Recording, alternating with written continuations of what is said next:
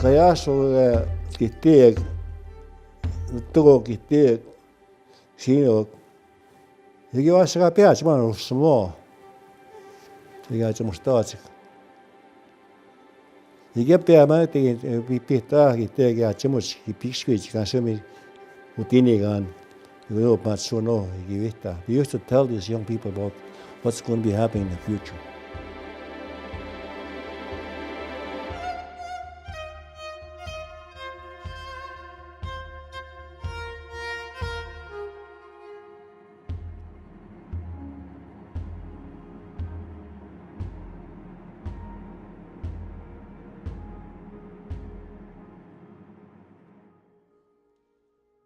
We have to know the ways of the oral tradition and how we develop ideas, how we build the intent of how to do things. So we went through those kind of dialogues where all the elders contributed different perspectives or different ways of looking at what the central theme of traditional health. So what we're trying to do is interpret what this knowledge is. And also to know about this knowledge and how can we put the two together to make a sort of a contemporary way of doing things. I've been listening to different partners, different people in Saskatchewan who are Indigenous, who have spoken about what is happening here in Saskatchewan to First Nations and Métis people, and we began to build an Indigenous strategy here. And we began to move forward, and that's where we are today, is starting to put action to the strategy. Yes, the four chiefs, the four bands got together, and Gordon Williams was a big part of it. He's the one that initiated it. So he wrote up a proposal and presented it to the four bands. And they started this treatment center in 1986. And the four bands are partners. That's Big River Band, the Ahtahkakoop Band, Pelican Lake, and Wichikan Lake. The chiefs are the biggest part of it, because if they don't support it, then we can't do anything. But once the chiefs signed the dotted line, then people got on board, including Health Canada. Now Health Canada sees what a great job we're doing, and they really support us.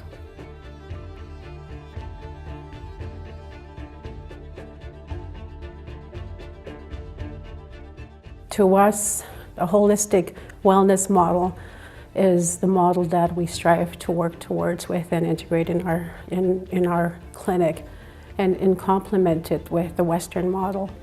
Whereas the doctor is only looking at your physical symptoms. He doesn't really go down and dig deep. Whereas the traditional healers, they guide you along the way to addressing what is the underlying issues. So I think the challenge is for our community to take back their culture. Given the opportunity to speak to some of the infectious disease doctors here in the province of Saskatchewan, and some of the doctors who are leading forward in addressing some of the issues around HIV and AIDS, having that opportunity to speak to them and talk with them about our ways as Indigenous people, planting a seed in them that says if you're providing care, treatment, and support to Indigenous people in this province, and to understand our ways as Indigenous people, that it's not all about a pill that's going to cure us. It's so much more than that.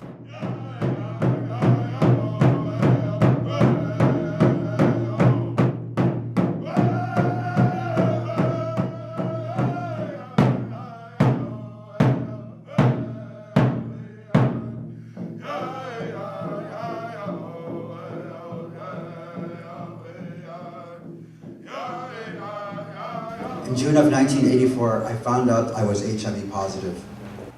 I think back of the day I was diagnosed, and I think of the doctor and the nurse. They left me in that room alone for about 15 to 20 minutes to deal with it on my own.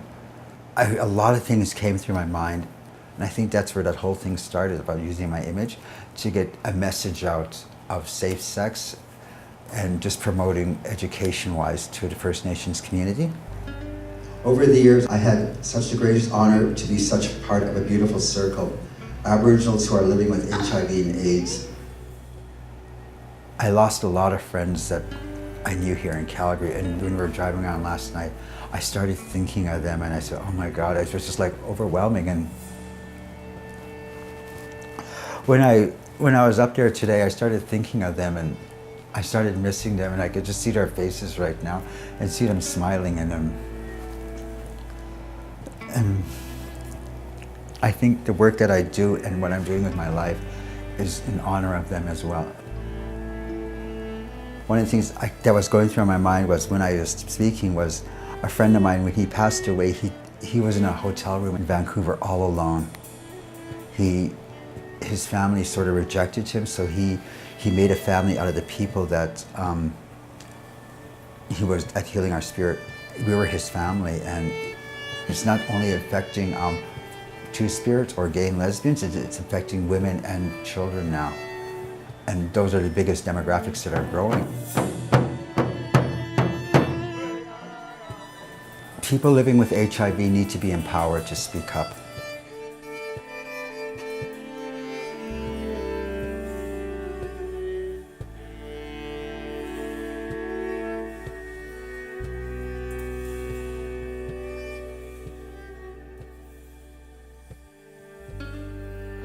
You know, we have to really go back and look at our ways of healing, you know. We're not talking about doctors and nurses or hospitals, we're talking about something else. And it came to our attention that, you know, as we were thinking about our own community, what our own capacity was at that time, we had to do it ourselves. And so one of the things we did was bring in our elders, and we asked them about traditional health. A few years ago, I was sitting around in the health clinic, and I was talking to the health director. I said, we need to have established a health advisory council for health. I said, and she told me why. Because the elders advisory council we need to establish, they have the knowledge of all the health systems that have been happening many years back. We need to go bring them in and talk to them, sit down with them and say, okay, we need your advice. Very important. Really very important. For me, it's important, and I always look at opportunities for ceremonies in the work that we're doing. And so those ceremonies are very sacred to us at All Nations Hope, because it's such a great opportunity for the community to come together, to be one, to talk about the challenges and the successes that we've had over the years in the work that we're doing. The cultural part of it is that some of our teachings, we learn together, the clients know a lot too, so they share with us, so it's back and forth. It's not just where we stand at the head of the class, and we sit with them, and it's all information sharing, feelings, and so it's a great program. Before, we used to force clients to do certain things with the program. We forced them. But now we don't. It's all client-based. Everything is open to them. They have rights as clients. You can't force people to do things the way you want. You're not the client. And I find that it works better that way. That's probably why so many people come through here. Because they always tell us that we run a good program.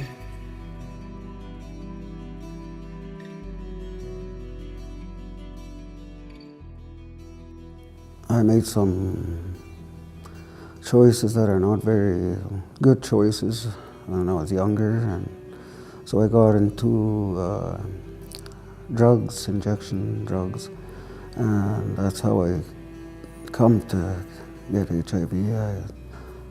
Now I'm living with HIV for 3.5 years now. I wasn't too afraid of the disease itself because I know that can be controlled with medication, but it's the stigma that scares me a lot.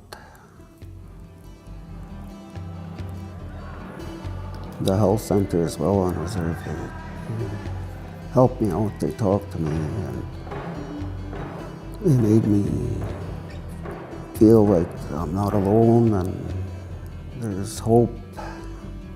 HIV is not a death sentence anymore.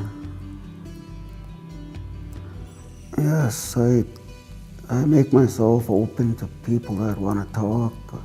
When somebody comes talks to me, I listen, and I talk to them about how important it is to get on medication and to live a healthy life. We're working with people with HIV, such as myself. We're working on getting to zero HIV in Saskatchewan.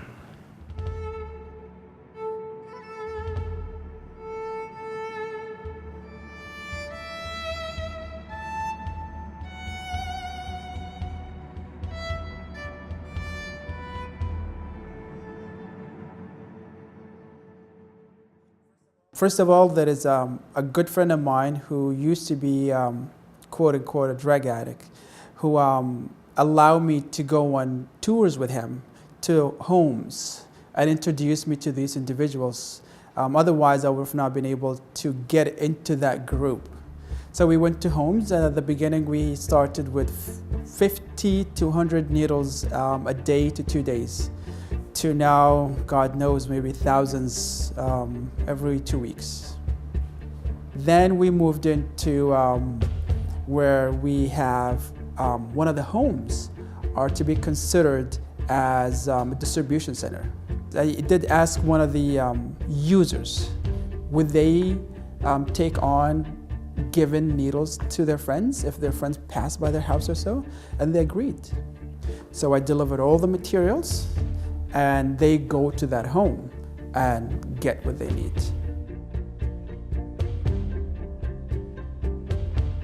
It makes a difference when the services are delivered at the community level, where it's a transferred health community where the services are managed here. So if we start small steps, it'll have a ripple effect.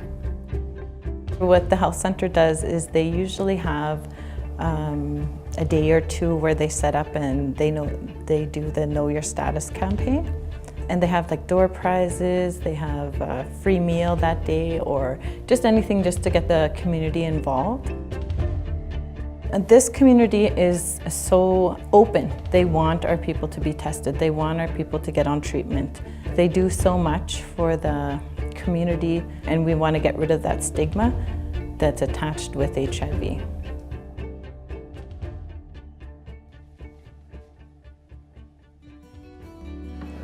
This is our brother. His name was Earl Kingfisher. Although we did not know very much of this illness, HIV/AIDS, we didn't have no knowledge. There were so many questions. We had to be educated in order for us to understand where he's coming from, what direction he wants to go. And then we'll just be the supporters here. We'll be the rescuers. We'll be there no matter what happens. We'll always be there. But in the community here, we were bashed. We went through difficulty. This one individual wouldn't shake my brother's hand. He pulled his handbag back and he said, "No, I don't want to shake your hand. I might get AIDS." We were put down, we were sunned out, we were mistreated, we went through a lot. But the one thing that we didn't do was give up. When people around us really criticized us, our circle just got tighter and tighter and tighter. They tried to break us, they couldn't. For over 20 years, we battled with people. We battled with the hospitals. We battled with medical expenses. We battled with many obstacles that we had to go through with him as a family. We prayed to the Creator, let him be with us for a long time. Let him be with us for a long time. He took herbal medicine. Mm-hmm. He went to sweats. He came willingly. God rejuvenated. And then during that, when he was on the time of his death, he asked us to stand around him.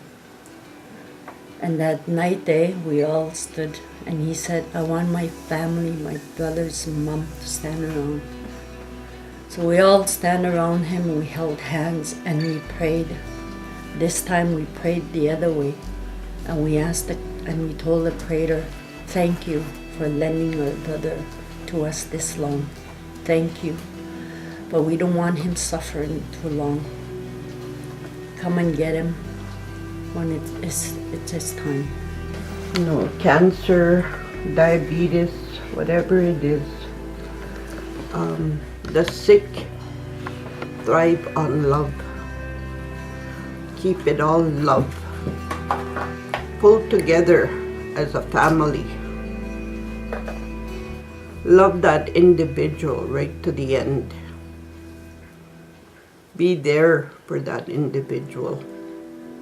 And that's what keeps them going. That's what keeps them strong. Like, there was no shame, there was no criticism, we did what we had to do for him.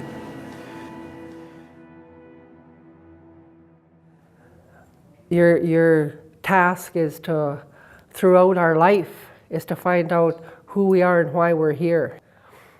Who we are and why we're here is not in a bottle, it's not in a needle, it's not in a joint, it's not in pills. Okay? Everybody has something to offer. You've been through the trenches, you've been through the battle against drugs and alcohol, you've been against that war, you've been a soldier, so we need you. You're very, very valuable to us. You're not somebody that's just down and out. We see you as you're a library. You have a heart, and we do care, and we know you're loving. That you can do it. You can stand up. You can find out who you are and why you're here. My name is Krista Shore. I belong to Popikasis First Nations. I'm a mother of 4 beautiful, healthy children. I've been living with HIV for going on 9 years now. So I have Krista Shore, and she will be talking a little bit about a positive journey of an Indigenous woman. It's always a joy and a privilege to come out to our First Nations communities and share about HIV in a good way. My Indian name is Titi Pinesi. That is Rolling Thunder. I say that name with great honor. I really talk a lot about HIV being my greatest teacher. It was HIV that was my turning point in life. HIV taught me a lot about self-love and about self-respect, and it really, really helped me to, find that foundation and reconnect back to my community, and in that way, find out who I am as a person. I remember going to my dad. I was like, Dad, I want to help. I want to help people living with HIV. I just really dream of a day our community is able to, embrace our HIV positive people so that we can come home.